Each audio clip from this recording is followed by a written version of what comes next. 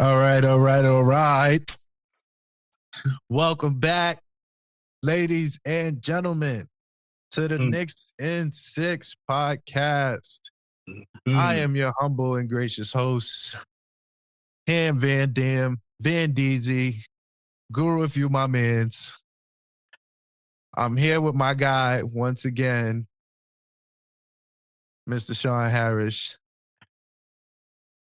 I love this. That's where the applause will come in. I'm trying to pump myself up right now because you kind of blew my high, reminding me that we got to cover it in the season tournament. I can't even fake it. Pain. Pain. How was your week? Your week was good? I had a good week until I remembered we had to do that part, but it's been good. Yes, indeed. So first and foremost, this is presented by the Smooth Family Network. Cha-cha-cha-cha-cha. You can follow us everywhere at Smooth Family ENT. Follow the podcast everywhere at Knicks In #6 IX Pod. You can follow me everywhere at Frostmine Guru. Don't follow Sean; he'll find you. Yeah. We'll come indeed. Each other. It's all right. We good. You'll find him in the Knicks. The Knicks. I'm out here. You ain't bumped into me yet. Causing turbulence. So they say. So let's get into it. We got some time. I want to keep. So it's December 18th. We're recording right before the Lakers game. Right. And we're gonna get into it because I got qualms. I got a lot of qualms. It's been so we are 2-4 since we last recorded. 2-4. 2 wins, 4 losses. It's true. We are gonna get into all of them and why they caused me much pain. Why they caused me much pain. I must know. I think the only way for me to say anything is if we just start. We just got to jump in because we just got to do this. We just got to go. Rip the Band-Aid off. In-season tournament. Just let's start. All right. So in-season tournament, Knicks lose. We came in here talking big shit last week, but we lost. Yeah. We lost. Yeah. We absolutely sold to the Milwaukee Bucks in the first round of the knockout round. It was pain. I'm not gonna lie to you. It was pain. I'm pulling the numbers up right now. They kind of wanted to make it feel like it was a total embarrassment. It wasn't pretty. A 24-point loss isn't ideal. 146 to 122. Cooked. But what did you expect? I expected not to get cooked thoroughly. I feel like I did say that we was going to win that game. But I didn't want to win the tournament. I didn't want to win the in-season. I went the chip. I didn't want the in-season. If we won the in-season, they're going to say the chip was dirty. I want the chip. They're going to say the chip was dirty. That's insane. I'm not going to lie. So this was a good game from Julius Randle, 41, 6, and 5. He came to play. Unfortunately, nobody else did. No one else really came to play. Jalen Brunson, 24, 3, and 6. He went 10 for 22. You can't score 24 points on 22 shots. That's bad, Bobs. He wasn't alone. Rowan Report Jr., 23, 7 for 18. That's not terrible, but we've become a high-scoring team out of nowhere. Has anybody else noticed that? Has anybody else noticed 120-point, 130-point games we're having? I was told we were a defensive team. Oh, I'm gonna talk about it. Let's get it clear. I'm gonna talk about it. We could breeze past this in season because it was 2 weeks. I was told we were a defensive team. This was the beginning of me questioning that information that I was given. That's how they want to sell it. You know my motto on it. We're an offensive bunch that learned team defense because of Tibbs. We're not necessarily just a defensive team.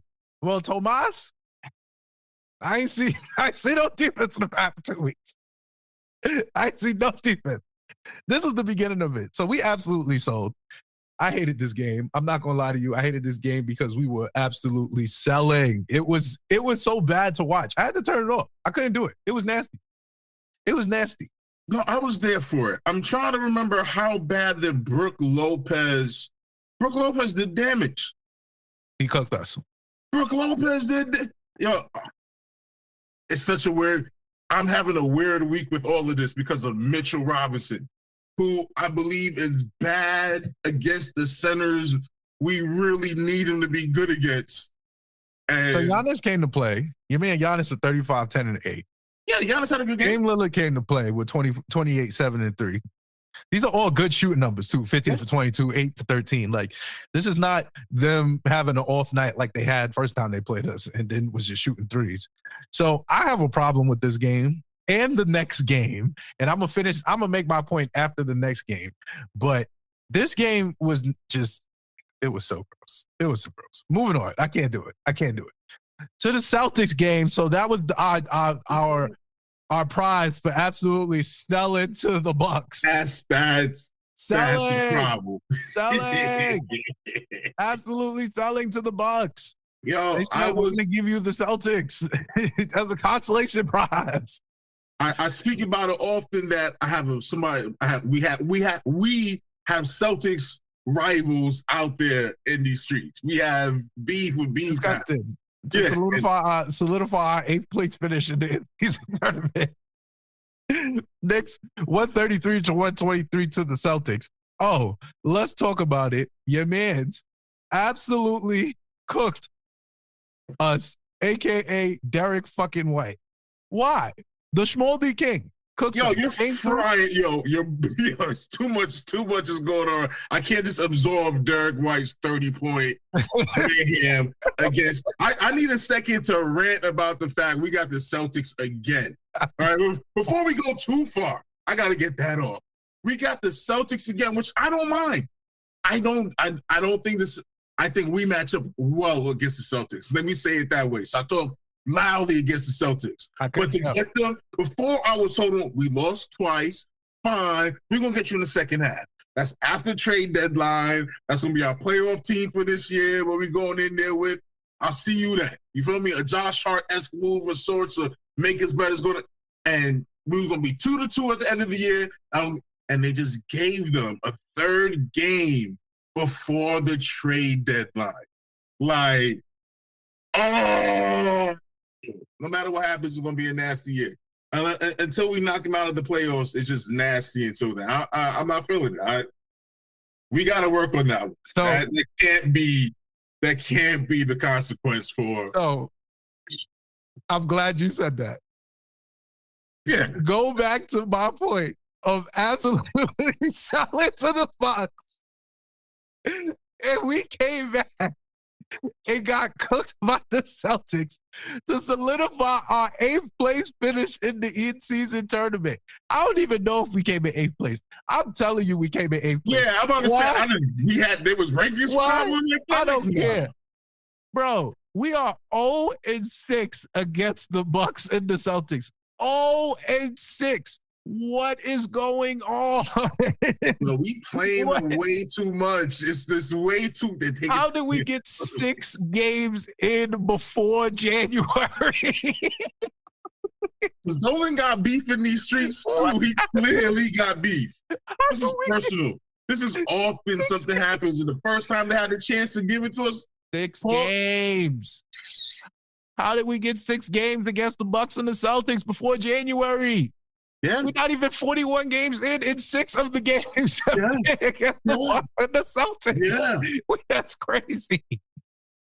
And that's hate. I'm not even going to lie. That's real hate. Yeah. That's not that fake shit. That's that real hate right there. It's clearly personal. That's why I want to win with Dolan, because this is clearly beef. This is to the heart, like on many levels, because it just so happened inaugural debut. And don't forget, we're recording before the Lakers game tonight. Yes. Where they put up the banner for this thing. against us. Like, it's just, I don't know what's going on here, but we just got to get through the month of December. And it's nasty work going on right now. I'm not even gonna lie. It's just disgusting work. Ben is up for the in-season tournament. Like, I liked it. I'm not gonna lie. It brought a competitive edge out, but throwing a ban up is kind of nasty. I don't want to have to sit there and watch the banner. And not tonight. Not tonight. And then you chose the Knicks. Yeah, that's what I'm saying. Come on now. This is rap beef. This is rap beef, bro. This is not that fake shit. This is what I'm telling you. This is mob beef. They already said they planning different ideas for the winner. Like, you get maybe a playoff berth or something, right? Which they have to iron that out because that's crazy. That's crazy. If they did that, LeBron will win the in-season tournament, and he'll be like, "I'll see you in April. I'll see you in April." Exactly. Y'all get ready. I'll play until December, and then I'll see you in April. But yeah, not too much on this game. Like, it was just a bad game. Derek White absolutely sold us. Like, he was cooking us. Like, yeah. Best haircut of the year. The big schmaldy. Can we do that? Can we take it off basketball for a second to say best haircut of the year? Yo, like, when you got to do it, you got to do it, man. Like, bravo. Like, we happy for you, bro. Like, respect. When it has to happen, it has to go. It was a Derek White debut, son. He bowled out of control. Doesn't make sense. And it's nasty. It was just, we didn't deserve, we know we need to make adjustments. They snuck this one in there. We didn't deserve it. This is all rap beef. Let's move on, bro. All right, moving on back on to the regular season, because the games that are concerning. Knicks win 136-130 against the Toronto Raptors. Basketball, yes. Best game of the last 2 weeks. So once again, I told y'all we was going to win this game because Scotty Bum-Ass Barnes was not about to come into the Garden and win after he started that "you not him" shit he did last year. Right. He didn't have a horrible game. He didn't put up 20, but I'm here to tell you. I'm here to tell y'all. They put my man Quentin Grimes on the bench, and he's a Ooter. Disrespect. Yo, what a time with that one. Disrespect was given this game. In Big Ooter Quentin Grimes. I told you this game 19? Yeah. 19 big of 19. Them things. Big in Ooter. The fourth, him and Josh Hart was going in. Come on, man. Quarter. This is only gonna talk about my mad scientist theory from later on in the pod. But I'm here to let y'all know I was right. Y'all was wrong.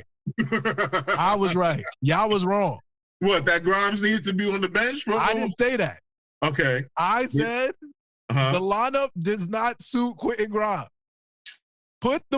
You had my man out there with 3 ball dominant people, and he was out there to lock up and shoot threes. He wasn't hitting the threes. They put him in the lineup with Quick. They put him in the lineup with some passes with Big Hartenstein. And what happened? My man's flaring off screens, hitting legs. Okay. My man's flaring to the corner, being Big Ooter. Fair. And you know what happened with the person they swapped him with? He became Dante. He decided to become a bum. He decided to become a bum. I'm here to tell y'all, the starting shooting guard spot in Tom Thibodeau's rotation is not a desirable spot to be in. That's all I'm saying. That's all I'm saying. That's for a workhorse. We have the evidence, and I'm getting into it later. But wow. Okay. Exhibit A. That's all I'm saying. Why did Quentin Grimes suddenly become good again? Is that a coincidence? A coincidence? No.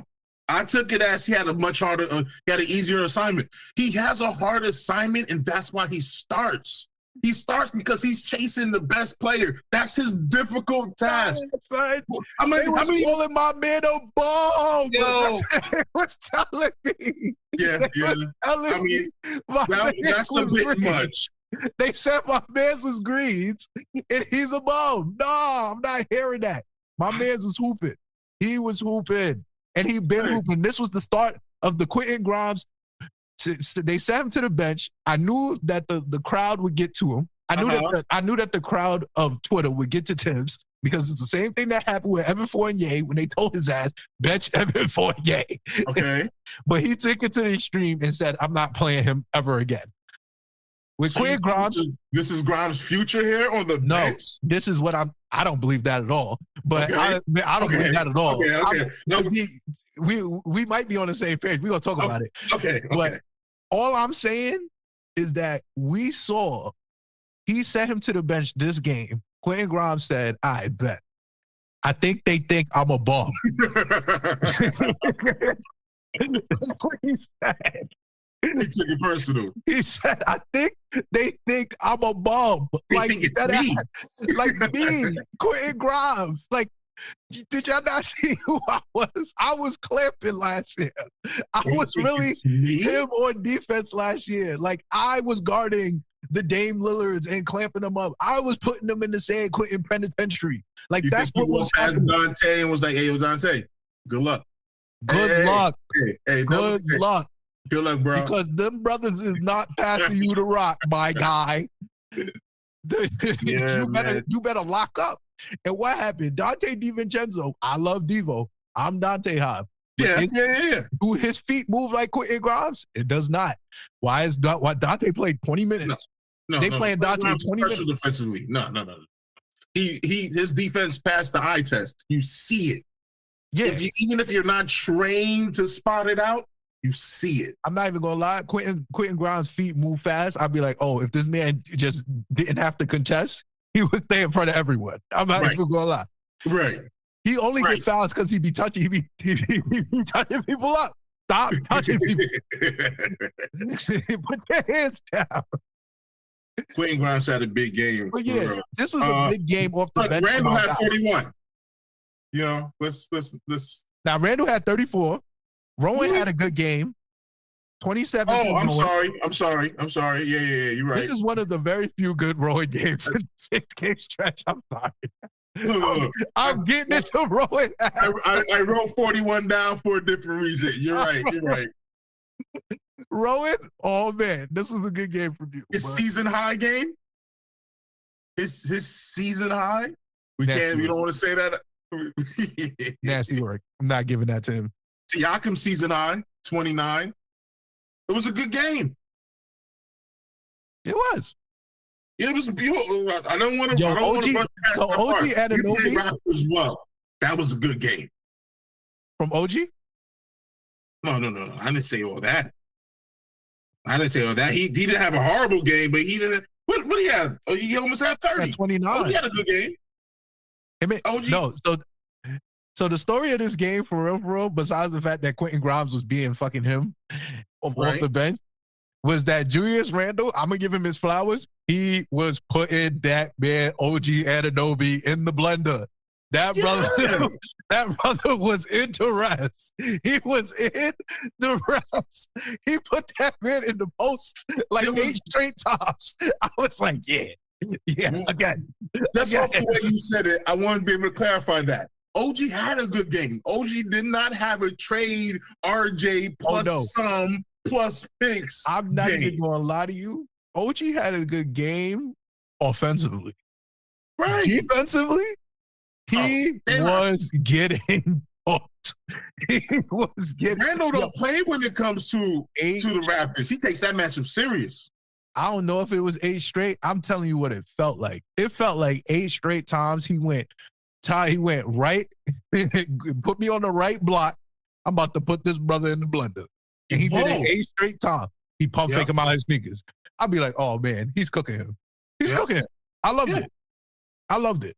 Randall at his best.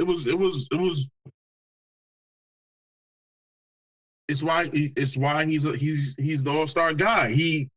I think it's something personal he has against Siakam, because Siakam came and balled on him that one time. Yeah, and ever since 45. Yeah. That's crazy. Season career high. I'm telling you, there's a thing there where they really all sides do their best when they play each other. Raptors Knicks games it's not a rivalry anyone even thinks of, because who wants your rivalry to be Canada? It don't really sound like all that. But Raptors Knicks games are good. The last 2 years, Most definitely would just. I think every last one of them. I think a Knicks fan don't want to hear this, but the NBA considers Pascal Siakam and Julius Randle on the same tier of star. They do. And that's just the reality of it. And I feel like they know that. And because they know that, they like, I got to cook him. And right. They be cooking each other. Respectfully. RJ takes it personal because it's Canada. Randall, Siakam, they go at it. Like, it's a OG in New York because he's proven the case, but he didn't prove it today. Nah. But, shout out to OG. He'll be great here. He hasn't shown me anything to justify anybody traded anything for him, honestly. Not no 3 firsts. No. Bugging. Bugging. What goes with the 3 firsts? Is it 3 firsts and the bench? I'll do that. 3 firsts and the bench and Quentin. I wouldn't be mad at it. I'll do that. But RJ? No way. No. And that's where it all we could just move on. There's nothing to see here. All right, so moving on. So our next game, this is the sales game number 1. No, game number 3. I'm sorry. Sales game number 3. Knicks lose to the freaking Jazz. Oh my God. So first game. So I want to be clear. I predicted that we would lose to the Jazz. Predicted, remember last episode, I said, some reason, Lauri Markkanen decides he wants to cook us. You did say that. He will cook us. That's what he does. It's weird. In spurts. He just came in, got hot, left. Like, what was that? What was that? Because when players is injured, they want to come back in time to play the Knicks. Yo, son, they love us. I don't know why everyone love us and love to hate us, but they love us. Everywhere. Everybody gets up for the Knicks. Everywhere. They just hate to admit it. Lauri rushed back for this. The Suns rushed back to play in New York. Like, come on, man. It's nasty. Come on, man. It's nasty. Us. So we lost this game, right? And I hated the fact that we lost this game because I felt like, one, it's the first game of the West Coast road trip. I have problems with this game always because they be having me up till like 1 a.m. and going to sleep off a Knicks loss at 1 a.m. is crazy. It's a crazy feeling. I don't care who you are. No, it's true. Even if you, I don't know if the blowout is a little better. I'm not even gonna lie, because you can make a decision. Oh, you can like halftime, and then be like, "Yo, if I wake up and they won, great." Yeah. But I went to sleep knowing that they were lost, so I'm good. Yeah. But staying up for a close game and then being 1 o'clock, and this only happens twice a year. They go on one road trip for 4 games, and then they do the other road trip for 5 games when they in LA and shit like that. So like, it's like, bro, staying up to watch Utah. First of all, staying up for Knicks Jazz is crazy already. Staying up for Horton Tucker is unacceptable. Like, I don't need Taylor Horton Tucker cooking me at 12:30. I want to go to bed. Call this a blowout. Well, Horton Tucker is going off. Yeah. Like, now you feel compelled to stay up. Like, I didn't want to see this. Like, and I saw it, and I wasn't happy. Yeah. I got a Jazz fan. Like, probably the one Jazz fan in New York, because who's really a Jazz fan? But being a Jazz fan is crazy. I'm not even gonna lie to you. It's kind of nuts. It's kind of. I'm not even gonna lie. Being a Jazz fan is crazy. Real Jazz fan. There's so many problematic things that go with being a Utah Jazz fan. Like, if you're not from Utah, like, I cannot support any outside of Utah Jazz fan. Are you serious? Do you really want? I'll say it. You feel me? So first of all, I would add him because he said he a Knicks fan, but he not, because he a Jazz fan. So first of all, their 2 greatest franchise icons are extremely problematic. Both of them are extremely problematic. They couldn't handle being in New York. Not at all. Yeah, both of them. Yeah. We don't got to speak on it, but both of them. Yeah, no, you're right. Extremely problematic. It was real loose in Utah. I'm glad they won no chip because they deserve zero chips. Not our precious NBA chip. Not the cup, but the chip? Nah. Look at the niggas you employ. Look at the people you employ. Nope. You cannot have a chip. I'm always good on that. 2, it is always heard around the league that besides Boston, Utah fans be wild. The Sexton jerseys, I bet the numbers is up. I bet he's selling jerseys in Utah just because of Sexton. Yeah. No good. Yeah. Ain't nobody out there to stop him. It's just Ain't nobody. They just living scot-free, chilling, casually racist, just chilling with the casual racism. I mean, Donovan Mitchell was like, I can't do it. Can't do it. And I feel him on that. No, you got to get me out of here. Nah, but yeah, Utah can't do Utah. Danny Ainge, that's nasty. Nasty man, the nastiest of all men. Not even gonna lie, your man nasty. The trade negotiator. Everything about that situation is ick. And the fact that Danny Ainge felt comfortable going from Boston to Utah tells me everything I need to know. Oh, everything. Man, that's a good one. Everything I need to know. It tells me everything I need to know. I'm gonna just be real. Oh, I'm telling. I'm using that word. Everything I need to know. Oh my God, that's all I need to know. That's a bad man. The way he playing with New York this summer. Nasty works. Yeah. Nasty work. What makes you move this way? But yeah, we lost to the Jazz. I wasn't thrilled about it. It was a nasty loss, and I don't want to talk about it because I do want to talk about this next game. I hear you. His name? I feel like we was leading up into it. Like his name. His name is Jalen HIMson. Have fun. His name is Jalen fucking Brunson. Best point guard in the East. That's all I'm saying. He's him. Him is he. Him he is. Jalen fucking HIMson. 50 burger. We can do better than say 50 burger. We can do better than say 50 burger. Large fry. Large sweet tea, no ice. Forget the 4 for $4. He ordered the 9 for $9. That brother does not miss. That brother. Nobody can stop him. The 9 for $9 special. So let's be clear. Woo! The Knicks play the Suns. The Phoenix Suns, by the way. The Kevin Durant is on the court, Suns. So there were 4 All-Stars on the court. 4 All-Stars on the court when this basketball game started. 4 of them. Okay. There were 4 of them. That's all I'm saying. Technically, yes. There were 4 of them. Yeah. There were 4 All-Stars on the court. Yeah. None of them had the 50 burger. None of them. No. None of them went perfect from the field in the second half. No, that goes to superstar Jalen Brunson. I'm here. I'm letting y'all know. He's untouchable. I'm letting y'all know. He's untouchable. You know how nasty it was hearing KD heap praise on Jalen Brunson? You know how nasty that felt? So I told you I wanted KD in the building when they came to New York. I had no faith. That's why. I had no faith. That's why.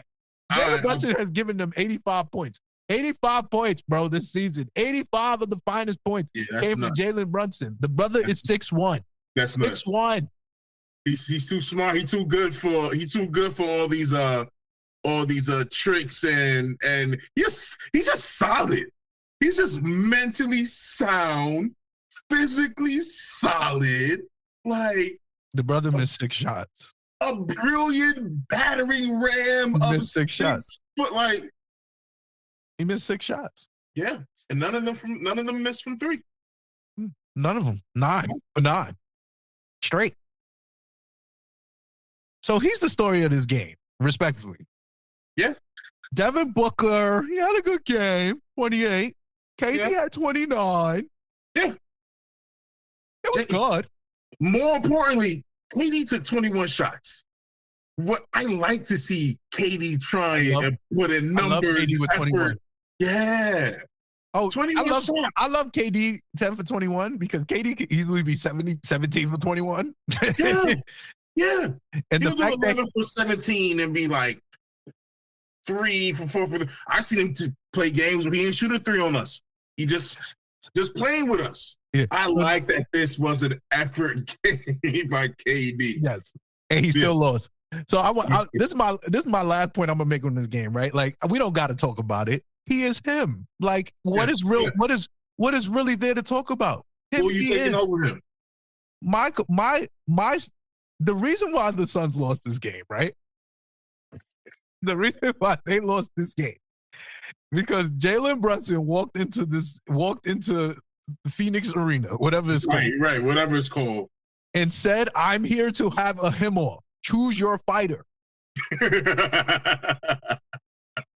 And they tried to collectively jump my guy. But that was the wrong decision. Couldn't do it. Throughout the game, you saw it though, right? You saw it throughout the game. It was either they lost Beal early because he hit a 3 and 1-3, but he rolled it, and they called some phantom bullshit on Dante, by the way. They gave my man Dante a flagrant foul, flagrant one. And you They've been doing that. That's been a thing. A new wrinkle. That was nasty work. But that's neither here nor there. The reality is that Devin Booker was going off at a time, and then there was a time KD couldn't miss, and then it went back to Devin Booker. No, that was the wrong strategy because Jalen Brunson said, "I'm fucking him. I'm here. I'm here. You feel me? Like, don't play with me. I'm here. I'm showing up, and I'm going to give everybody the buckets." Now, if they would have made a decision, KD, you're getting the buckets. Right. Then Devin Booker could have focused on stopping Jalen Brunson. Right. But he didn't. He also wanted buckets. So they wanted to switch on and off. One thing I give Julius Randle his credit. Once again, he made the decision. Wait a minute. The brother is cooking. He's on. Yeah. Hands off. And I still had 23. Had 23 hands off. He is so comfortable with just letting Brunson do the heavy lifting. Randle has been dragging. Randle knows what it's like to drag the Knicks. He knows what that weight feels like. He loves Brunson being there. You're like, yo, Jalen hit like the 5th 3, bro. I knew it was time. I almost bet the 50 burger in. I was sitting there like, oh, it was like 33 points. I was like, I think it's time. I've done this before. 8th 3 bounced around the rim and touched every part of it. Like that eighth one, it was like he should have 1 for 12. He shot 1 for 12 threes. It was no longer necessary, but he could have done it. Time. Yeah, that was nice. Time. What a game. Salute my guy. Yeah. Moving on. Once again, back to selling. Because with joy must come pain. Right. Because with joy must come pain. Right. Knicks lose 144-122 to the Los Angeles Clippers. Yeah. Nasty work. Kawhi Leonard. He's great. Like, y'all thought I wasn't good because I was chilling. I was chilling because I'm that good. And he's good. He was the original guy I wanted when it was Kyrie, KD summer. I wanted Jimmy Butler and Kawhi Leonard. I thought that was the way. So we got Kawhi Leonard with 36, 7, and 4. Yeah. Which I forgot he still does that. I'm not even gonna hold you. He's played every game this season. I forgot that Kawhi. He heard the low management slander. Yeah. And he's played every game this season. Yes. You gotta give him props for that. Yeah. Paul George back from injury. Of course, you got to come back from injury on the Knicks. 25, 4, and 7. It don't stop. It never stops. They got to come back. I'm gonna come back. I'm gonna wait for the Knicks game. I forgot about that aspect. So that's the Suns that did it. Yeah. That's the Jazz that did it. I'm gonna wait for the Knicks game. That did it. All right. Hashtag I'm gonna wait for the Knicks game. I'm telling you. Yeah. It's a pattern. We got to track that. I'm putting that on the list. We got to track that. It's always been a thing. Hashtag I'm coming back for the Knicks game. I already know. Check it from here on out. It's always a thing. Watch Ben Simmons back when we be playing that. Watch it. I'm calling it.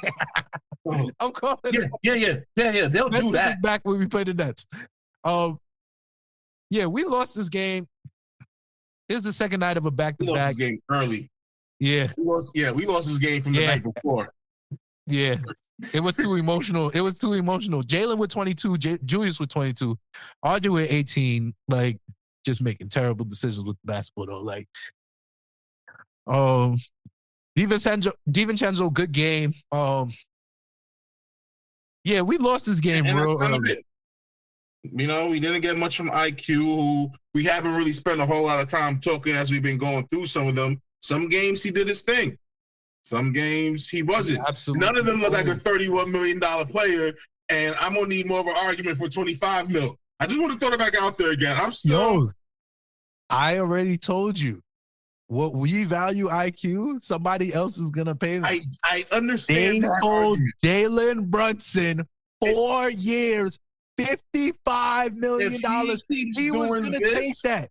If he was doing this, he's getting 4 years, 21. That's crazy. If he keeps doing this, 4 years, 21. That's crazy. Yeah. I don't see 25 mil. I don't know where you see 25 mil at, but I don't see 25 mil. I'm telling you. I just know because of the right circumstance in the Orlando and San Antonio. It's because of those two situations. Jalen Brunson, 4 years, 55 mil. Do you know that is less than $14 million a year? Bro, he was gonna sign it. Yeah. And we gave him 4 years, 106. Yeah. It's all about fit. And he's underpaid. He was out there being a third option to Spencer Dinwiddie and fucking Luka, bro. Like, I agree. Like, I'm telling you, it's a different bag. I'm not gonna lie to you. I have a conspiracy theory that we are working against IQ for some strange reason. Because we've done that in the past. We've done that to where we put players in a situation to make sure that they contract. Yeah, bro, it's nasty. I think it's nasty. I'm not gonna lie. It may be nasty, but we got to worry about the market. The cast. I want to ring. I feel like if you feel like you deserve more, to take a 3-year deal with the player option on the third and just do it for 2 years and then come back for the bag. I'm not even gonna lie to you. Starting Dante over IQ was insane. That was an insane call. I thought you should have started Quentin Grimes. I thought if you wasn't starting Quentin Grimes, you should have started Josh Hart. I thought if you wasn't going to start neither of them, you should have started IQ. While I disagree with that, I feel like Dante should have started over for IQ. I feel like IQ should be getting significantly more minutes, even from the bench. Yeah, but I feel like that's not what he's getting, and that's a problem. But he's a better defender than Dante, bro. At least you could put him out there if he's not scoring. Like, I feel like the bench sucks without him. And it does. It's no point guard. It's no point guard. If you I told you it works against him, bro. It works against him that he's cobbling. Oh, yeah. If we starting him, there's no point guard running the bench. Boom, perfect. I mean, we could play more McBride minutes, fine, and maybe we should. We still kind of like McBride because he plays good defense also. But, I mean. He's not going 10 deep. He's not going 10 deep. So, therefore, IQ has to get bit. He's on the bench. He's not going 10 deep. He needs more minutes on the bench. He should always get at least 25 minutes from the bench. He should. Yeah. That shouldn't be where he's at. That's the problem. 19 minutes is crazy. Yes, that is insane. Yeah. All right, this is a good transition right here, right? Because I want to transition to our first segment, right? So that's 2 of 4. That's 2 of 4. We absolutely sold. I'm getting back into it. I'm calling all 4 of them losses Tom Thibodeau losses. I'm sorry. The man is a maniac. I'm back. All 4 of those losses. I'm back. Nah, man, I don't. No, I'm back. I'm letting you know. Tibbs, and you got to hear my point. All right. So Tibbs rotations are insane. I'm not even gonna lie to you. My main problem I have with them, Like, we don't even get into the part that he benched Quentin off of what I feel is peer pressure. Like, I'm sorry. I think that's just big peer pressure. But it worked out in his favor. It works out in his favor more often than it doesn't. That's why he's still here. Okay. But more importantly, I feel like Tibbs do not be coaching like he got a feel for the game, bro. The shit feels insane to watch when we are getting cooked on a run, and the all ISO offense is like, Jalen, go get me a bucket. Julius, go get me a bucket. Everybody else go stand around. And if Jalen's off the court, now the ball's moving. Or if Julius off the court, now the ball's moving. But it don't feel like no plays is being ran. I'm like, it's all read and react, which is a Tibbs offense through and through. He's never really had an offensive mindset. He is a read and react guy. Like, he lets his star players play. Yeah. My problem with that theory is that look what it has gotten us against the teams we are trying to beat. Yeah. When you look at how Boston plays, when you look at how Milwaukee play, they got 2 stars, right? Damian Lillard is averaging 7 dimes. Why is Damian Lillard averaging 7 dimes? He's not a pass first point guard. Okay. It's because the offense is flowing through both of their stars, but also everybody, you watching Brook Lopez having another career year. You go watch Bobby Portis off the bench, cooking up, having another career year. You go watch Derek freaking White. You get what I'm saying? Capable of having 30. Who else besides us 3? Like, let's be real. I hear you, bro. Let's be real. Who else besides the big 3 that we have is capable of giving us 30? We haven't seen nobody else do it. Except for, I think Dante did it once, and we was running the score up. He was running the score, and that was all 3s. It was a fire that night. Yeah. But that should happen more often than not. The ball is not moving. Like, I'm here for the all ISO offense in the playoffs. I'm not even gonna lie to you. I think it works in the playoffs more often than not, because the playoffs is about stars. You get what I'm saying? But the reason why you literally had to take Quentin Grimes out of the lineup is because you could not hold your stars accountable to the point where you telling them, like I said, get him involved in the offense early. Same thing with Mitch. And Mitch, get well, buddy. But like, yo, you got to get your non-stars, your others involved early. Like, that's how it works. That's how that's how all the top tier teams are doing it. Like, and basketball, like, I feel like the NBA is emulation. Like, all of this shit is emulation. What happened when the Warriors decided they wanted to be elite niggas and pull 3s all the time? What everybody started doing? Pulling 3s all the time. And I feel like we have a coach. He is a stubborn guy. Mm-hmm. He is a stubborn guy, bro. Well, I'm letting you cook up. He is a stubborn guy, bro. Mm-hmm. Like, the evidence says that he is incapable of change. I'm not going to say he's incapable of change. But the evidence says that he finds something and he has to be bullied out of it. Like, he has to be literally bullied out of it. And when do we get to the point as a fan base where we look at this objectively and go, yo, the offense, when the offense is buzzing, like the all ISO offense, like, we're scoring a whole bunch of points, right? Right. We're only scoring a whole bunch of points because no one's playing defense. But we're also giving up a ton of points. But we're only giving up a ton of points because our best defensive players are not touching the ball. Like, you looking at the box score. I think we're scoring 120, 130, and all of these numbers because Mitch ain't in the court. Yeah. I feel like because the defensive player is off the court and not there being 4-on-5 on offense, it's actually 5-on-5 somewhat, that we are actually scoring more like an offense. And at the same time, we are 2-4. That 2-4 is iffy. All right, that 2-4 iffy. Here's why that 2-4 is iffy. One, I forgot about the in-season throwing stuff, whatever. We should have been playing those games that we were playing. 2-2. Brook Lopez, I just had to double check because Brook Lopez numbers, his stats alone look just calm in the in-season tournament, right? Let me see. He only went 9-8 and like 9-8 blocks, right? 3 blocks. 9-8 right? But if you check his plus minus, highest on both teams, plus 28. Why? Because that matchup is abusive. Mitch cannot handle a Brook Lopez or a Bam or a KP, which is a problem because they're on Boston, Miami, and the Bucks, the 3 teams we're concerned about. So that's problem 1 here. My problem with Tibbs is that he started Sims over Hartenstein. However, I feel like that has to do with it, and we said nothing about Taj Gibson coming back, by the way. And was that the 50-point game? Yeah, 50-point game. And that may be a blessing to that towards us, to that too. But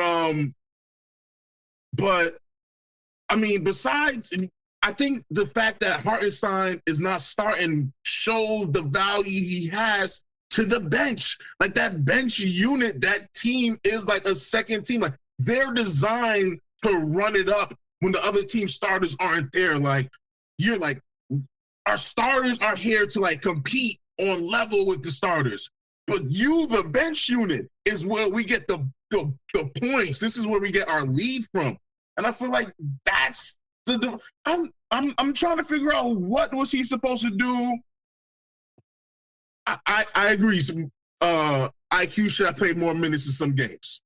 But beyond that, you're going to have to tell me something more specific to say it was such a make my point for me. So you're going to make my point for me, right? So here we go. That's a fair point. No, but this is this is my point, right? So why like I just said, why does Tibbs have to be bullied into these situations? Why do you have to take all options away, all Tibbs-friendly options away for him to get uncomfortable and do something that's going to make the team better? You just said, right? So why does he start Jericho Sims? Let's be real. I love Jericho Sims. Jericho Sims should not be seeing the court. Like, he should not be seeing the court. He's a project of ours. Isaiah Hartenstein, have Taj play 12 minutes to spell Isaiah Hartenstein. Isaiah Hartenstein has to play 36 minutes. That might be the move tonight. That's just the situation.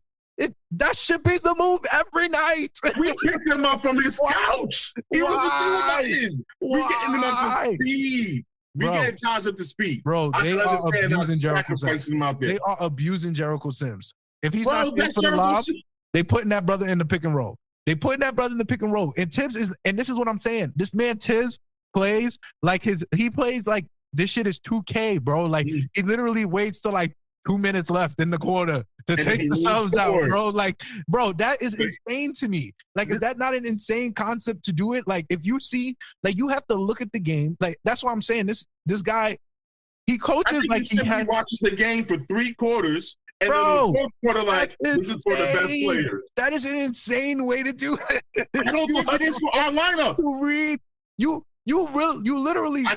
literally install a read and react offense, and you don't do read and react coaching. Like, but I feel like it's read and react. No, it's like not. Not when you are watching a run go on, and then you put the same 5 people out there. No. Tibbs is about who starts the game. It's not about not starts the game. It's about who finishes the game. It's not about who starts the game. He is reading the 3 quarters, and then the fourth quarter, he's putting his best guys in the game in there. That makes sense. We have too many players of the same talent level, kind of, to not do exactly that. Like, and I'm telling you, okay, you're in. That works for lower tier teams. Like, that strategy works when you have some slack. When you don't have slack against the Bucks and against the Celtics. The Bucks is Mitch. Celtics is Mitch. Bucks and Celtics is Mitch. I'm not getting off that hill. I've been making this argument for a minute. Those games is Mitch. And, I don't believe that. Mitch is injured against the Celtics the last game, no? So it's not even, we can't even kill him too much for it. Like, so what you telling me? Utah is not Utah is a team L because we played down. Like, what are you telling me? No. Yes. No. Because what you're telling me, is that you feel in the long run, and I'm not saying you're saying this, but this is what I'm hearing. Right. You feel in the long run that we're going to be more conducive with Mitch out of the lineup. Like, that's what you're telling me. I'm waiting to. That's what you're telling me. His injuries changed my predictions for the season. But I'm saying you're telling me this given the circumstances. Like, I could only go off what has been given to me on my plate. Like, okay. If I could live in an idealistic society, I tell everybody, I want a shooting big. Get me a big that hits threes. That's what I want. Right. I don't care if it's the starter. I don't care if it's the guy off the bench. I want him to come in and pull 4 threes immediately. Like, that's what I want my big to do. Respectfully. Yeah. Right. But I can only deal with what I have, right? So I have Mitchell Robinson. That's what we got to trade. It's an option. That's what I'm saying. So you have Mitchell Robinson. You have a defensive coach, like a defensive first coach. He's not like, he didn't even start Isaiah Hartenstein. Like, that's what I'm saying. Right, but he is not prioritizing the offense. I feel like the fact that he did not start Hartenstein speaks against Mitch, because he thinks Sims could come off the end of the bench and basically do exactly what Mitch was doing. I don't think that's what he's saying at all. I think that's exactly what he's saying. That's what he's saying at all. He's saying, okay, what do you think? I don't think that's what he's saying at all. Hartenstein is productive on the bench, and that unit works. And when he plays with the starters, that unit does not work as well. So that's what he's saying. Yeah. The numbers show that Hartenstein in the starting unit does not necessarily work. Doesn't really work all that well. There's numbers that support that. So I'm saying off the bench is him at his best. So I can see Tibbs be like, I'm not breaking to the best we have right now here. I think Sims, what is Sims except a leapfrog? So he's just jumping out the building. So he's there to go and try to get rebounds. That's it. That's it. But that's not all Mitch is, though. Like, if that's all Mitch was, I would get what you're saying. Like, he's better than that. No, he's way better than that. Yes. Like, it's a night and day difference, and you can see it. You literally are seeing it. Like, that's what I'm saying. Mitch you don't see Sims. You don't see Tibbs coaching Sims up to play just like Mitch. He can't. But you don't see. But you don't see. All right. So you think he's teaching him to play like Hartenstein? I'm thinking he's literally using Jericho Sims as a test dummy, and I think that the better option is to start Hartenstein or even start Taj. Like, you cannot start. Now we got 2 bad units. No. Before we had 1. Listen, I'm here. Like, I'm just telling you that you're, in a sense, you're correct, right? He understands that his best offensive unit, like, I would hope he understands this, is his bench. Like, that's his best offensive unit. Yes, he has Jalen Brunson in his starting lineup, Julius Randle, but they are low efficiency, high volume scorers, and they're going to take a lot of shots, and they're going to make a lot of shots, or they're going to miss a lot of shots. Like, those are the options that they have. Like, but the second unit is going to flow. This is why Quentin Grimes gets inserted into a second unit. He's not a low efficiency, high volume scorer. He is a high efficiency shooter. So you put a high efficiency shooter in a free flowing offense, it's going to work. So why cannot Tom Thibodeau take that same logic, put it in with better players which is in his starting unit, and be able to use Hartenstein in both units and make it interchangeable? He can't do that. Why? Because he's archaic. Because he puts automatic substitutions on his game controller, and he takes them out, and then he puts them in. He plays it like 2K. It's insane. I think. All right. I'm telling you. I'm just here to make my case. I'm over trying to, once again, you said that those 4 losses, you count them as Tibbs losses. And I'm looking at the 4 losses. Bucks, Mitch, Tibbs Celtics, Mitch, Utah, team, and then what was Clippers last night? All right. Clippers last night. IQ should have played more minutes. I'll give him 1, but I'm only giving him 1. Responsible for that. I'm only giving him 1. And also, wait. I'm responsible for that. Also, I forgot that we was adding in-season tournament in here. And the reason I say that, because 4 for 2, 2 for 4 becomes 2 for 2. And we should have won the Utah, which should have been 3 for 1, all right? In the realm of the last week or so, we had a decent week that should have been better. Scratch that in-season tournament out the way. We should be 3 for 1 easily. Ellen. We sold Utah. We got Ellen. screwed with playing the Celtics again, especially with Mitch not being his matchup whatsoever. Mitch got abused 2 games in a row. That happened on the court. I seen it. That's not Tip's fault. And then Mitch goes down, which is crazy because we really do need him. Now we got Sims.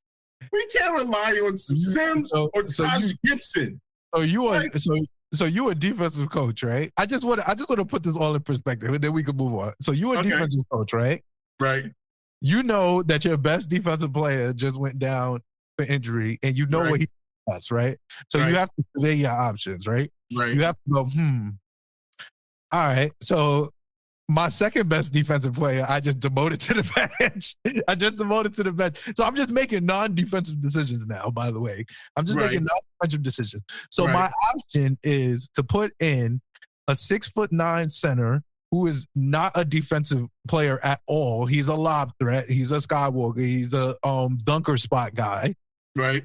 And we'll just go from there. Because I have to literally focus on keeping my bench intact. It's the same reason why, like, I think Immanuel Quickley and Isaiah Hartenstein are in the same position. I think that neither of them are ever going to start, honestly. And I don't know if both of them are even going to be on the team. They're both going through contract stuff, and nobody's talking about Hartenstein.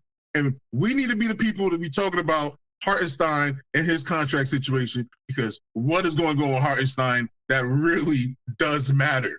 Okay, we can't keep skipping over that. I think these 2 months is gonna make that decision for us. I mean, I think these 2 months. I think we've actually are in a perfect situation, because these next 2 months, Mitch is not gonna be here. Like, first of all, he just needs to start him. Like, let's just start him. Like, I'm being an idiot. He's not effective with the starters. He's effective with the bench. But why is he not effective with the starters? Why? What happened? Why is he not effective with the starters? Because he's not. Because he doesn't get Because he don't get to play point center. He doesn't get to play point center. And why not? Because of the way Brunson and Randall play. Because there's no offense in the starting line. It's because the way Brunson and Randall get you your 50 burger. He is HIMs. That's what it takes. Wow. That's what it takes. For 50 burgers to happen, Brunson Jason Tatum gets 50 burgers in a high efficiency offense. Giannis just scored 64. This is what I'm saying. How many shots did he take in that one? Giannis took a bunch of shots in that one because Giannis ain't hit any threes in that 50 burger. So once again, you need the ball to get them buckets and do your thing. And Giannis just been turbo and horse and turbo. Blah. I told you he'd get buckets off pure will. He got no badge. We'll never argue that. That's exactly what he is. Pure will. All right, moving on. We got to move on. Okay. But yeah. Because I was about to flame Mitch. Yeah, let's move on. Oh, man. You at my boy, man. Oh, all right. Moving on.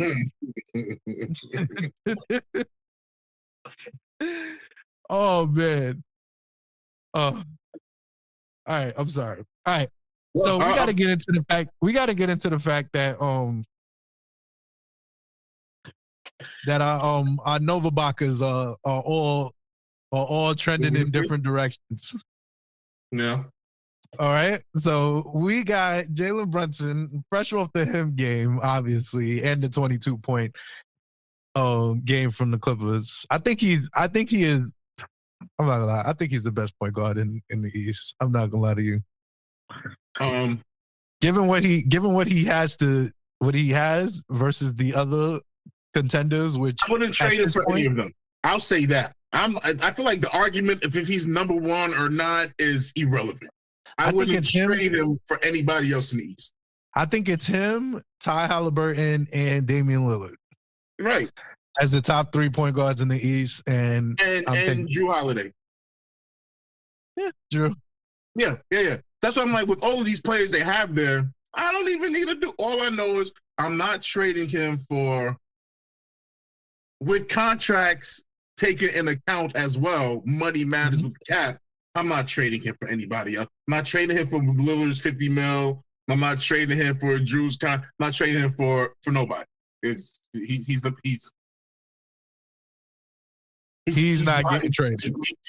Like we're so right there. Yo, I'm telling you, man. Take away that in-season week, son. We almost had a 3-4 week, man. Take away that in-season crap. Almost had 3-4. That Celtics game shouldn't have been a thing. Don't let that deter you from a great potential season. We are on track. Man. Track. Okay, so yeah, Dante. Man, listen. He could be based. He's given. I'm not gonna lie. I believe in Dante DiVincenzo. That's my guy. But he has been put in a situation by one Tomas Thibodeau, the fucking maniac. Enough. No. Starting shooting guard is not an enviable position in the Tom Thibodeau offense. That's all I'm saying. You can start the game, but you're definitely not finishing the game. For you to finish the game, you have to be one of the 5 best players in the court. Immediately. That's what it is. You gotta have already scored 10 points. Yeah. You better have made the 3-quarter audition for the 4th count. Yep. I respect it. I like that. Because Dante can be interchanged for IQ, could be interchanged for Josh Hart, could be interchanged for Quentin Grimes. Again, whatever one of them is hot, you get to go. No, I like that. I like that. I like the versatility of that as well. Yeah. But Dante, I mean, I'm pulling for you, brother. But you're gonna have to get on your P's and Q's, play some defense. Yeah. You gotta play some defense.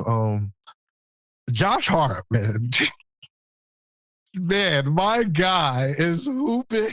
He is hooping, bro. My man Josh Hart is out here cooking up, bro. He's having a better couple of weeks. Yo, yes. the glue guy, Big Elmer. Yes. Big Elmer is there really good. Yeah.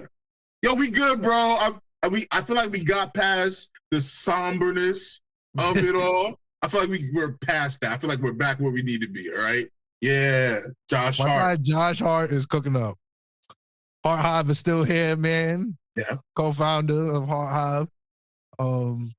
Yeah, man. I need my guy to keep doing what he do, man. I love me some Josh Hart. Truly, my man Josh Hart said he laid out his parlays for the love of the game, and I was dying. I don't understand his. They said, yo, Josh, why you bet on NFL games? He said, you rich already. He said, I do it for the love of the game. So I feel that. Yo, he's one of us. He's one of us. Nah, Josh Hart is he don't got to worry about being traded. Dante might need to look over his shoulder. Indeed. December 15th has passed. He is movable. All right. But yeah, moving on. I want to get into some of these trade rumors. So I've heard 2 trade rumors, right? So I'm hearing is trouble brewing in Cleveland. Oh, yeah. And I'm also hearing that there might be a certain Finnish small forward available from the Utah Jazz that was an all-star last year rhymes with Shmori Shmarkinen. And the other one rhymes with Donovan Mitchell. Now, this is a Donovan Mitchell slander podcast. Okay, there we go. I'm about to say, I was trying to know this. Me on there? I don't want to throw you off. I know this is definitely Donovan Mitchell slander podcast. We are not. I want y'all to know my official stance has not changed from last year. I am not with getting Donovan Mitchell for anything less than a free agent contract. I am not paying draft capital for another low efficiency, high volume scorer, and he is a nut. Yes. Yes. I already have 2 of those. Right. I agree.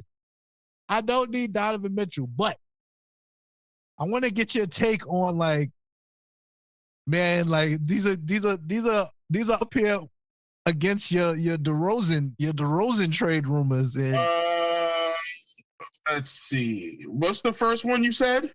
So I'm hearing Donovan. I'm That's hearing foolish. Listen, I'm hearing Lauri. let's talk about how foolish okay, let's move one at a time. One, I liked both of them. I liked both of them when they was on their rookie contracts before they signed their extensions. And the second they signed their extensions, I liked them less. They should have just came here. We would have paid them because we pay out bread. We do that. Money would have been fine. But they need to guarantee this like they're not great players already. They should have came with as free agents. They didn't. They took the bread. And now when you do that, you go wherever they send your mail. Like we sent your contract over there. Go get it. Like that's where your check will be coming from. Nothing you can do about it. So I like Donovan at a 25 million price point, and then we up the value once we have you and we sign you over the cap, and then we make the numbers work. But not to have to clear the space for you, and to think about what they gave up for you. We're not replacing that. I'm not doing that. I'm not doing it. You're under contract for 2 more years. We need to make that clear. We need to make that clear. Because too many times we could get him as a free agent next summer. No, you can't. Not possible. Oh, he can opt out. He can opt out in 2 years. He has to finish this year and then next year. Yeah. And then he can opt out. Yeah. Now, he could tell Cleveland that he wants to leave. He's going to opt out and blah, blah, blah. And that could force him to move him in the summer. Sure, that's a trade, though. That is not a free agent move. No. That's different. I just don't want him for draft capital. Danny Ainge turned me off. I'm sorry. He turned me absolutely off. And even moving on to Lauri, I'm not dealing with Danny Ainge again. Are you serious? They talking about he want something within the lines of what he got for Donovan. I'm like, what? Bro, like, no. I'm not spending a summer listening to pods talk about Ainge sequel again with the No. And Lauri is good. Like, he's a good player, but the reality is, and I know you said you like their money less. I just want to throw something out there. So Lauri didn't get the deal that Donovan got. Lauri actually got a bargain deal when he was with Cleveland. I think they only paid him like $20 million a year. But that's why they want more for him. They want to move him from Utah because they don't want to pay that man $250. Right. They don't want to pay that man $250. They don't want to pay that market value. They don't believe in the long term, but it's high now. It's they high. They got to sell high. Yeah. And I see through that. I seen through that when I saw that. I was like, oh yeah, he's available. I know he's available because I didn't know Wall Street was in Utah. I thought it was in New York. I see this stock move. Like they can't justify giving him no $250, bro. They can't. They can't because ain't nobody gonna pick that up. Nobody's giving him $250. Like nobody's trading that value. Like, you're not gonna get that money and assets back. It's not happening. Yeah. Like I know that goes against my IQ argument, but I think giving Lauri Markkanen like $60 million a year is kind of nuts. Like he's basically Kristaps Porzingis, and you're not giving Kristaps Porzingis $60 million a year. It's true. Kristaps is making 30. It's true. Like I'm not giving. You gonna have to give Lauri mad bread, and then who is he? Who is he coming to replace? Mitch. They not trading. They already got a big. That's not my answer for Mitch. That's not my answer for Mitch. They can't. He's a small forward. That's what I was. Yeah, he's too little. I was told he was a small forward. Somebody told me that. I was like, what? They was like, they will start him at small forward. And they was like, they starting him at small forward. I was like, how? He's 0-3. Yep. Just like KP. And I'm a fan of Lauri. Once again, I wanted him before. I wanted him early in his career, just like I wanted Donovan early in his career. But the business end of things does kind of matter. You know who I thought you were going to say? I didn't think you were going to say Lauri. I thought you were going to say Jordan Clarkson. No. I'm surprised that it was Lauri. No, I don't want Jordan either. We got too many guards. You know who I'm warming up to, man. I'm not gonna lie. Somebody made a case for him, and I'm like, Rosie? No. Then you're wrong. Oh no. My man Kyle Kuzma, man. I think I like Kyle on the Knicks, man. I think him coming off the bench. Woo-wee. I'm not gonna fight you on that. I don't think they give him up because he has a favorable contract last time I checked. I think his value was worth more than we're willing to pay. I get what you're coming from. I like the size. I like the shooting ability. I like the defense. I get it. You can interchange him from the 3 or 4. You feel me? And if Tibbs ever decided to stop being a mop, the small ball lineup will go crazy. That's all I'm saying. It's not like it's ridiculous to say that. It makes enough sense. It's just that once again, the problem with trading Julius Randle this whole time was that Randle is outplaying his contract by so much that it's hard to get a fair talent value back for the dollar value back you're getting to match contracts.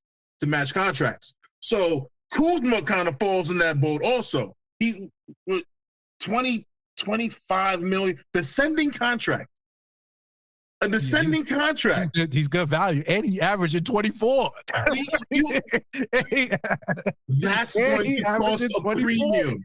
That's costing a premium one way or another. And he plays for an unserious team with the most unserious basketball player since Lance Stephenson. Since Lance to make him dance. I get Kyle Kuzma out of Washington. All right. So Quentin Grimes, Evan Fournier, 3 picks, 2 of them protected for Kuzma. Give me Kuzma and somebody else, and I'll take it. No, money match. Money matches this way. I'm not giving up 3 picks for Kuzma. I might give up one pick, unprotected, 1 protected. His contract is too good for that to ever work. That's what I'm saying. For his contract value, trade. I'll do it. I would do that deal. By the way, what I just said. That's a good deal. I would. Yeah. They would have. I think we could get out of. I think we could get one of those picks off. Yeah. Unless, or you know what? If it's like if it's low first round. Yeah.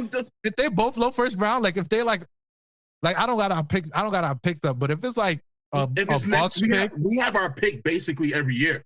So if we have this team. Brunson, RJ, Kuzma, Randall, Mitch. If we have that going on, that's a late round pick. That's 20 and up. So that's guaranteed 20 and up. That's a good roster.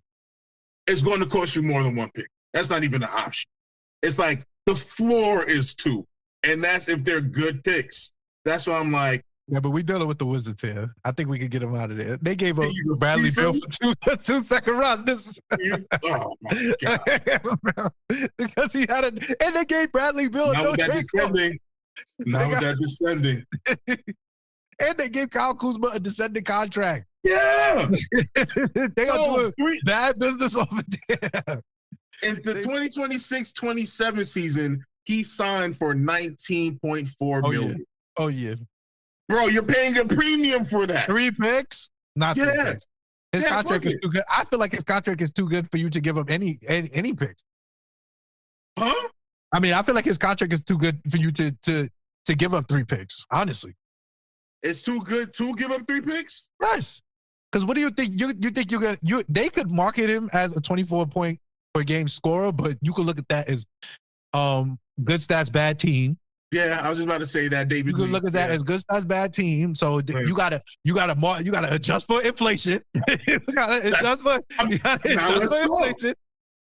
So what's the right price for Kuzma? Because that's a great fit. I think right price for Kuzma is match the salary, give you a good young player. I would give up Quentin Grimes, Deuce McBride, Evan Fournier. And we don't need no more. Money matched already. We don't need to do anything else. You didn't even need to add in Deuce. I hated that you added Deuce, but go ahead.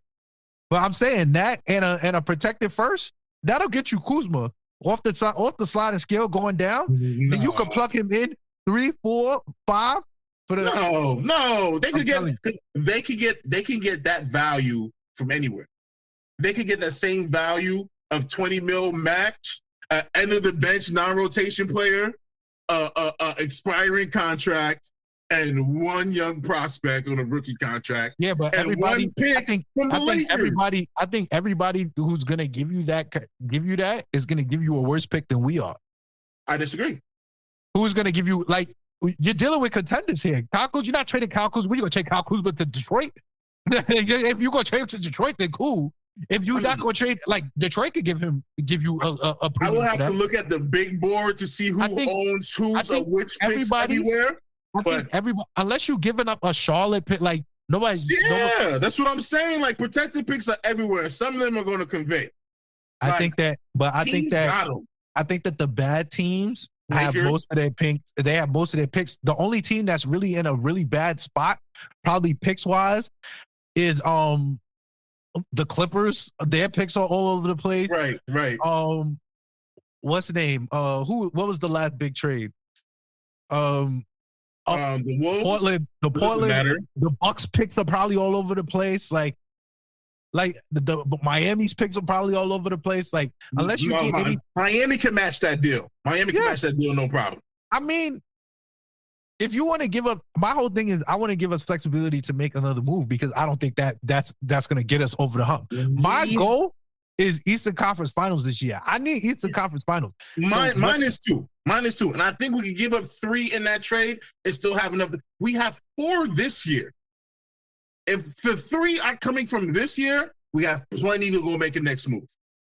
I agree with that. All I'm saying is that we have to either beat the Bucks or the Celtics. Like, I don't really believe in Philly, but we haven't played Philly yet, so I don't know. I don't know how we match up with Philly. We don't match up well without Mitchell Robinson out there. We need something at center. We're about to get bullied. We're about to get bullied by Philly. Oh my God. Bring it Bo.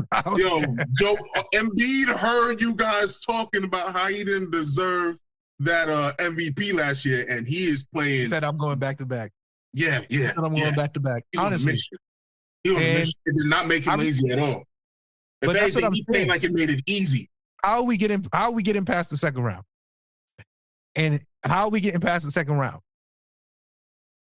Because if we can't walk into the building, 2 value trades takes us to the finals. If we can't walk into TD Garden, if we can't walk into whatever the Pfizer Forum and get one of them games in game 1 or 2, like, it's gonna be a long series. That's all I'm saying. I'm not worried about the first round. I'm worried about the second round, because my goal is Eastern Conference Finals, and then I'll play with house money. And I'm not worried about rounds. I'm worried about matchups. Yes. And matchup-wise, the only places I'm worried about is because of players that Mitch can't handle. I swear to you. That's really how I feel about it. You said you got the evidence. Yeah. The evidence is here. Yeah, like, we gotta make a move there. Give me a trade that gets you to the Eastern Conference Finals. That's the only hole. That you want to get to the ECF, it's Mitch. What's the trade? There's too many of them. I'd rather listen. Everybody chill out for a second. Wait a minute. Peep this, right? I've said options before. I want to hear other people's options, because I'll be catching hell all day. You're gonna need somebody like Kristaps. Like, honestly, like, that's your solution. You're gonna need a shooting big that can protect the rim to replace Mitch, because you either on a Tom Thibodeau team, you're either gonna have a big that can shoot or a big that can protect the rim. Clearly, he never wants both. We have a big that can protect the rim. If you want to see how the big that can shoot look or air protect the rim, that's Kristaps Porzingis. That is what it is. That's what we get. That's Victor Wembanyama. Like, those are the people Chet Holmgren. Those are the centers you're looking for. Those are the centers I want. Like, I want a center that can do both. Like, right. I don't want him to be like high usage. I want him to be, when he's trailing, he hits the trailer 3, he comes back, he plays defense. What's the trade? Are you looking at Valanciunas? Are you looking at, like, I don't know, like, I'm looking at Miles Turner. King, you are fucking king. that's hard to get him out of Indy right now, okay? But I believe we can use these picks to do something. And Hartenstein and Mitch, I'm lying. I think it's Ayton. I can't. I think it's going to be Ayton. I think it's going to be Ayton. I knew I'm going to have to say it. That's so nasty. I know. Nobody likes that answer. I know. Wow. Listen. The DeRozan thing was one that I thought just fit our situation. The Ayton thing, I was eating breakfast and I was just watching the landscape and I dropped my spoon like, oh shit. Is it going to be Ayton? And I haven't been able to unconvince myself that it will be. Who, by the way, Mitch and Hartenstein, that trade straight up equals Ayton. And unless we sign in Hartenstein to something, which just follow me here, right? I'm not doing this because I'm a fan of Ayton like that. This is not the point of it.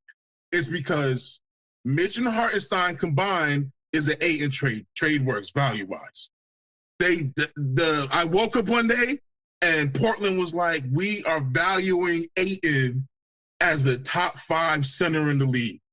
And then the next day, the Knicks come out and say, we value Mitchell Robinson as 2 first picks. And the next day, nobody said anything. You know why? Because that's not what nobody else was doing in the league besides these 2 teams. I feel like they're talking. I feel like they're negotiating, and I feel like it's going to end up being Ayton. It's not Ayton. I can't do I think it is. But I respect your pick. I respect it. We'll see. All right. It is time. That was rough. It was rough. But it's time for the Rowan Report. The Rowan Report. All right. So this is a pro RJ podcast. I'm not RJ's number 1 fan. No, but we know him. And I'm here to let y'all know I am currently worried about our guy. Sean was much meaner last podcast. And I was trying to be as diplomatic as possible. But I am worried about our guy, Rowan Barrett Jr. I said a regression felt impossible. Impossible. He said, hold this. The last 2 weeks has done many things to challenge that statement. It has done so many things to challenge that. And I don't understand why Rowan would put me through the strife of having shit on wax and completely selling me. Why would he do that? Why would he do that? All right, let's get into it. Rowan, what is going on? I'm trying to let you get it on. I'm trying to let you rock. What is going on with these turnovers? They are insane. They are Julius-esque. And you know what? I will give Julius some grace, but damn, these Rowan turnovers look crazy. I'm like, Jesus Christ.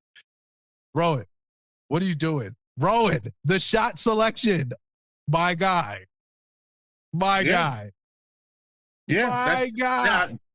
Yeah. My guy. My man had a 9-point. He went 3 for 16. 3 for 16? I'm not putting that Utah loss on Tibbs when Rowan goes 3 for 16. No. A wise man once said, the great thing about Rowan Barrett Jr. is that he's never seen a shot he didn't love. Yeah. And the bad thing about Rowan Barrett Jr. is that he's never seen a shot he didn't love. He is going to go 2 for $1 billion before he stops shooting. Okay, I'm done. I guess I don't got it tonight, Coach. Yo, my main problem is that we are in year 5, right? And all I need Rowan to do, I don't even question his effort. It's in a way, and I don't want to sound disrespectful, it's kind of Westbrookian. the way he be doing shit, and you be like, bro, chill. Like, his effort is always there. He's gonna play defense. He's gonna try to make the shot. He's gonna try to put the team with his back. But sometimes you be like, bro, pass the rock. He was wide open on the corner. Why are you trying to go up 3 people? Like, bro, I know you trying to draw the foul. Watch the refs. They calling it loose. Like, bro, IQ. This is all IQ. Yeah. His passing is weak. Yeah. We are in year 5. You are too big and too to not have at least a semblance of a dime game. Like, you should be taking people drive and kick. Come on. Yeah. You should average 5 dimes on drive and kick because you are way too brolic. You're driving all day. You're getting down there. You're going up like you're going downhill. Now you switch it up. We know you're going up with the ball. We know you're going up with it. If they see, this is why you my man. They know you going up with the ball, my guy, because you're not posing the threat of the pass. You don't got a mid-range. You're not going to stop on a diamond pull-up on them. You're not kicking it out because you don't pass the ball like that. You just have no desire. Yeah, no. So, Rowan. Westbrookian, I get it now. I get it. He's going downhill and he can't stop. Yeah. Blinders, bro. Yeah, Westbrookian. Okay, yeah, fair. I'm like, bro, like, bring back pre-migraine Rowan, please. I'm begging you. I love that guy. I was like, he's taking right decisions. He's out here passing. He's getting rebounds. He put effort on defensive end. I love it. This post-migraine Rowan, I don't know about him. So, Rowan, for this past 2 weeks, I got to give you, like, you had some decent scoring games, but the decision-making and the turnovers, like, bro, D+. I can't do it. D+. Wow. D+. I can't do it. Do better, Rowan. Do better. It's like, I believe in you, King. You could do better than this. This is not the Rowan I know and love. Give me a better Rowan. He failed the eye test over the last 2 weeks. That's more because the numbers aren't atrocious. Stinky. But he was ugly up and down the court. Like, once again, if you look at over the last week, 18-point game, 21-point game, 9-point game, which was Utah, which was atrocious, which is why we lost and why we're not 3-1. You should have felt the way going into Utah after your name was in the trade mill all summer to go to Utah, and you hearing how Utah value you or don't value you, and we won't get this for him, and we don't want to pay him that. I would think you would show off a little, bro, but they had your number. Just a tad. Yeah, it was just a tad. That's all I'm saying, bro. Like, his 3-point shot's been broken again. It's like, were we bugging thinking he fixed it after he said he fixed it? Like, did he not write down or record the steps to know what fixed it looked like with his hands or his approach? Like, does he not keep a sports journal or something? Does he need someone to chart this for him? Because whatever it was in the beginning of the season, from 3 anyway, has disappeared. And it's been sad. And, bro, it looks crazy. Like, It looks crazy. And I wanted to stop. Yeah, 3 for no, I don't even really care what the numbers say when you do look at it. Some games he's a little under 40%, other games he's well under 40. Mm-hmm. And but I'm not trading you for nobody really. Oh no. With all said and done, I like you as my project. I like you as your contractor. For how much you're getting paid, you're doing fine. But we expect more from you. You feel me? That's the whole point of the team being built the way that it's built. Sure, you're getting paid like you're only worth 25 mil, but we need 40 mil from you every night, bro. Yes, get a third option. Contract when it comes. So, do better, Rowan. What's the grade? Yeah, I feel like your weeks before were really bad. I mean, 6 for 18, 5 for 12, 3 for 13, 3 for 11. I'm like, those were really bad. This was just bad. But you made us lose to Utah. You made us lose to Utah. I said team win. I blame the whole team for you. It was RJ's. That's who gets the blame for that one. All right, so it's Mitch, RJ, and I Clippers. I haven't digested that one yet. But yeah, all right, yeah, you get a C- again. It wasn't overwhelmingly bad, but it was bad when it counted. Like, you played bad at the perfect time to be bad for the other team. And that's worth like extra like negative points. Yeah. Unbrownie points. All right.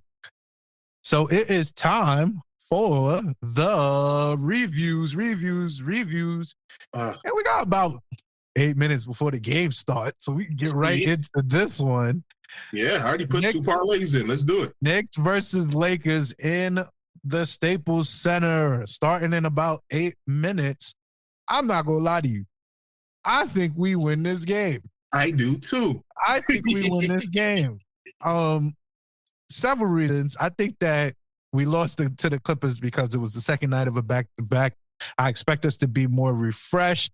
Obviously, Anthony Davis, who's been out the past couple games, comes back tonight because... Oh, God, he is coming back tonight? Hashtag, I'm going to wait till the next game. Hashtag, I'm going to wait till the next game. It don't stop, so it's showtime. It never stops. Showtime. It never stops. So we got Anthony Davis back. I think we win this game. They have no one for Jalen Brunson. They have no one. Yeah, who they gonna put on? Austin Reeves? Good Lord. Good Lord. Got for AD though, if he really is playing today. Who we got for AD? He gonna have to just cook us. Because I don't think we got anybody. He's capable. He is, but he's also capable of going 9 and 8. And that's the AD I'm banking on tonight. If we have Mitch out there, I'm confident in this one. Mitch plays well against AD. I guess it's like a broad man game because they're both very wide in the shoulders. It's weird, and it's weird to notice all these things about guys on the court, but it's true. And they match up well when they play against each other. So I kind of feel better with Mitch out there. Without him out there, I'm a little concerned about AD. I'm not gonna lie to you. I'm gonna call it. Play today. I think this is the Julius Randle 40-point game right here. I think he plays well on the West Coast. LeBron gonna have to guard up, and he might because you remember the last time Randle had 40 points was 41 against the Bucks. Remember that game? It was a loss. He might show up. I'm actually counting on him to show up because that's why I'm saying we win. And I don't like counting on Julius Randle for a lot of things, but I think he has a good shooting game this game. We should win for overall depth. Like our team, I don't trust the Lakers' depth at all. When I don't trust it either. When Bron and AD are off the court, I just don't think that they are. Nah, man, I'm sticking with it, son. We winning this game. AD comes back too soon. Stop playing with us. Take your break. Stop trying to be all over our face and try to get the New York, highlights and whatever and attention and, everybody's side. We know we're the underdog everywhere we go. We get it. But we also have fans everywhere we go. Yes. Fans everywhere we go. And they're going to show out. So you can do all of that. We all right. We will be fine.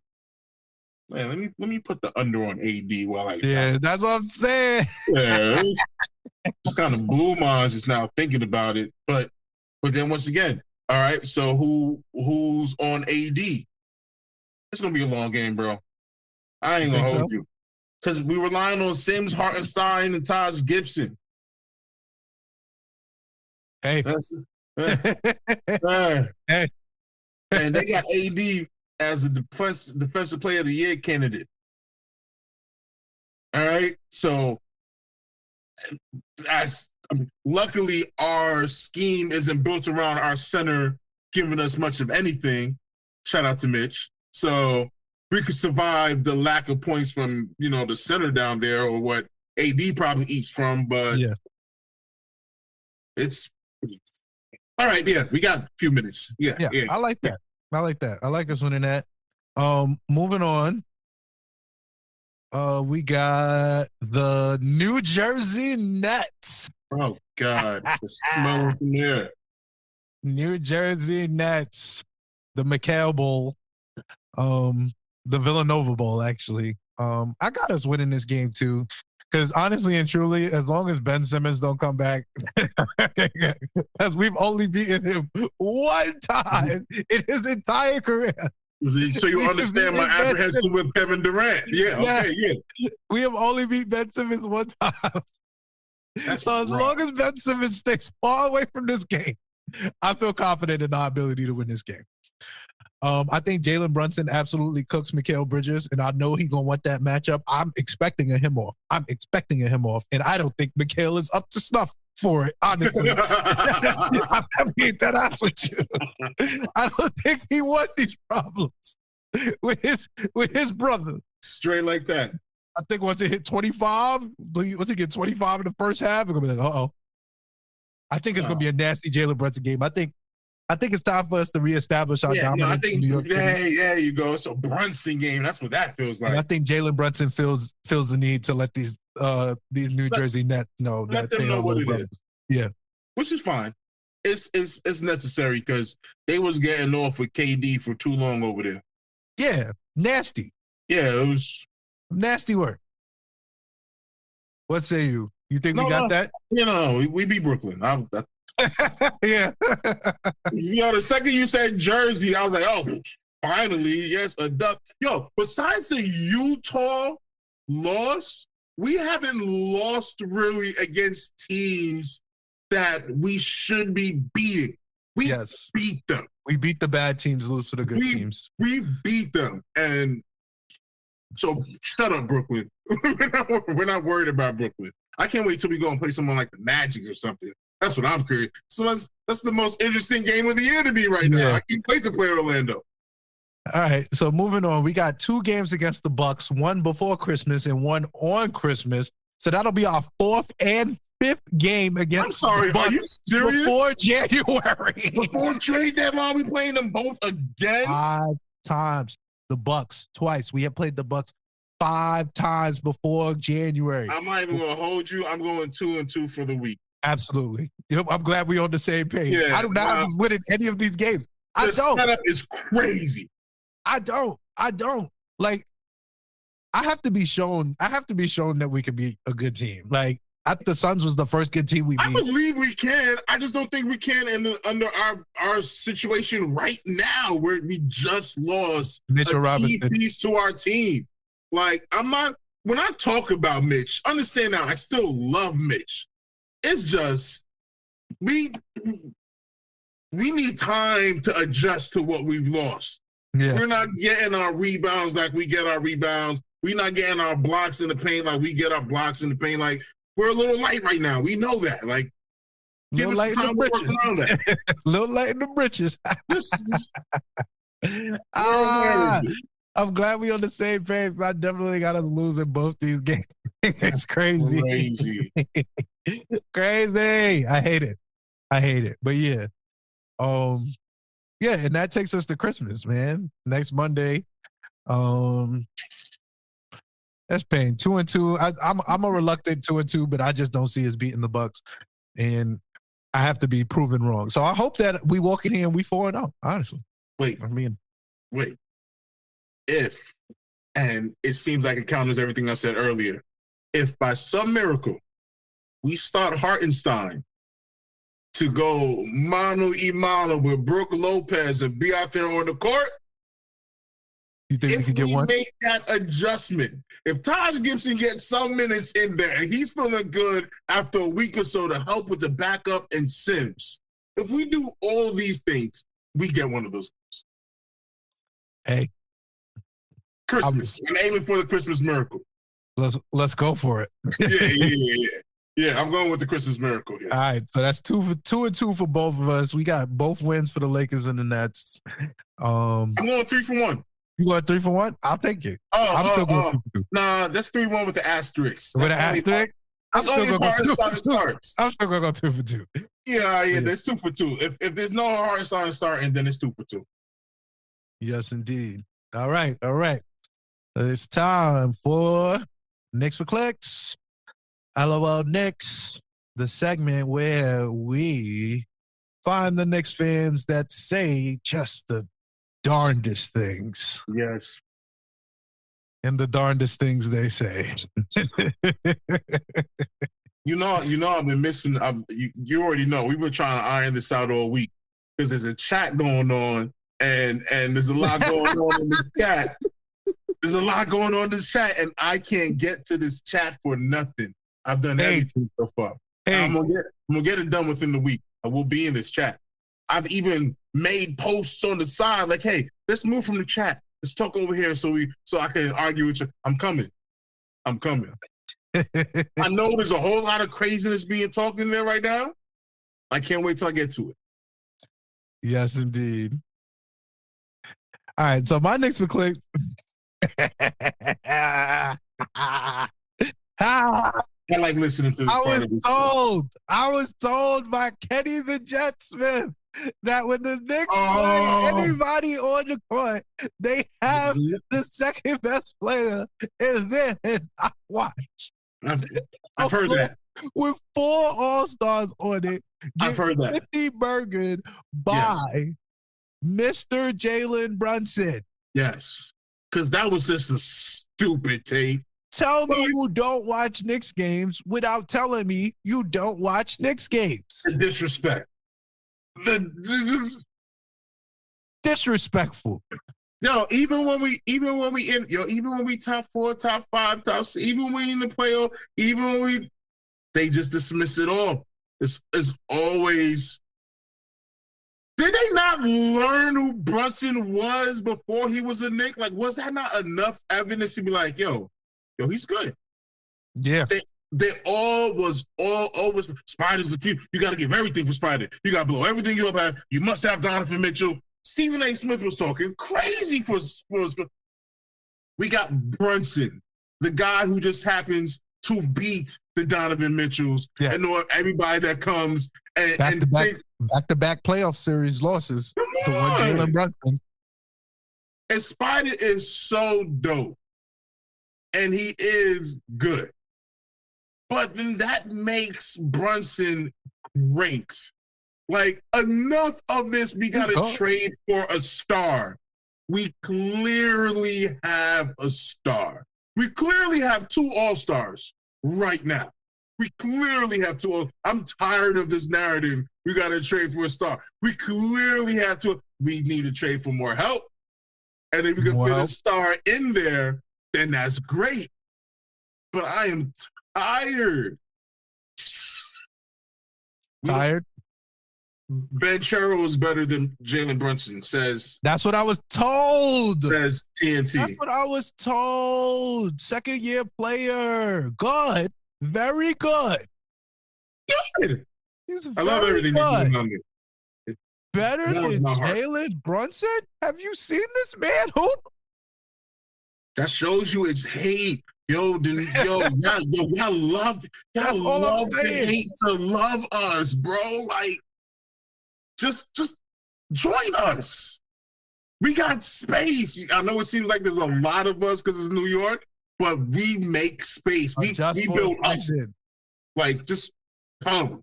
Because y'all wilding. AD is out there right now because it's New York.